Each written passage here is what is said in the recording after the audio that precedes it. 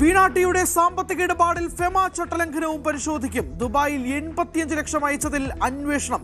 വ്യാജ സിം ഉപയോഗിച്ചത് ഹവാല ഇടപാടുകൾക്ക് വേണ്ടിയോ എന്ന് പരിശോധിക്കും.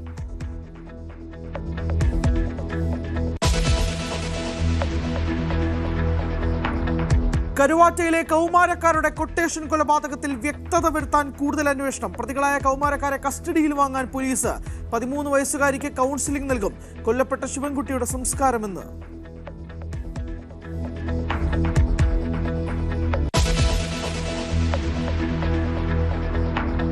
മുട്ടൽ മരമുറി കേസ് ഇന്ന് ഹൈക്കോടതിയിൽ. അന്വേഷണം റദ്ദാക്കണമെന്നാവശ്യപ്പെട്ട അഗസ്റ്റിൻ സഹോദരന്മാർ നൽകിയ ഹർജി പരിഗണിക്കും.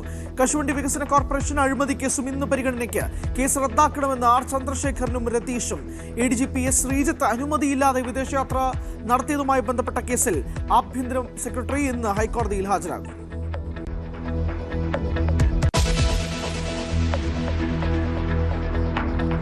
കാസർഗോഡ് എയിംസ് കൊണ്ടുവരാനുള്ള നീക്കം ആരംഭിച്ചു ജില്ലാ ഭരണകൂടം. പെരിയയിൽ 274 ഏക്കർ ഭൂമി അനുയോജ്യമാണെന്ന് വ്യക്തമാക്കി ജില്ലാ കളക്ടർ സംസ്ഥാന സർക്കാരിന് സമഗ്ര റിപ്പോർട്ട് സമർപ്പിച്ചു.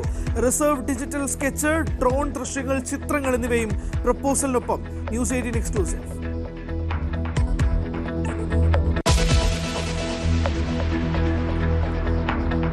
പുതിയ ഓഫീസിലേക്ക് മാറാനുള്ള തമിഴ്നാട് മുഖ്യമന്ത്രി വിജയുടെ തീരുമാനം വിവാദത്തിൽ. ടെൻഡറിൽ അഴിമതി നടന്നെന്ന് BJP ആരോപണം.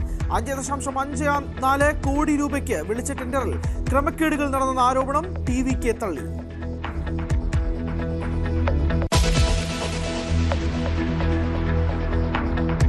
മെസ്സിയെ കേരളത്തിലെത്തിക്കാൻ നടത്തിയ നീക്കങ്ങൾക്കിടെ സ്പോൺസർമാർ GST ക്രമക്കേട് നടത്തിയിട്ടുണ്ടെന്ന് ഉറപ്പിച്ച് ധനവകുപ്പ്. വിവിധ വകുപ്പുകളുടെ മേൽനോട്ടത്തിൽ സമഗ്ര അന്വേഷണം പുരോഗമിക്കുന്നു. അന്വേഷണം EDക്ക് കൈമാറുന്ന കാര്യത്തിൽ അന്തിമ തീരുമാനം വൈകാതെ.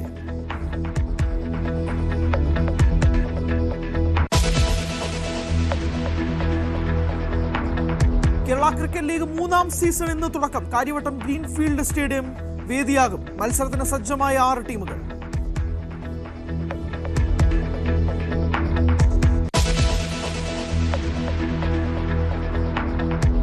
ഓണച്ചിത്രങ്ങളുടെ റിലീസിന് ഇന്ന് തുടക്കം. ആദ്യം എത്തുന്നത് ഖലീഫ. കവിതാ തിയേറ്ററിൽ ചിത്രം കാണാൻ നായകൻ പൃഥ്വിരാജ് എത്തും. മോഹൻലാലിന്റെ ക്യാമിയോ ഉൾപ്പെടെ പ്രതീക്ഷയോടെ കാത്തിരുന്ന ആരാധകർ.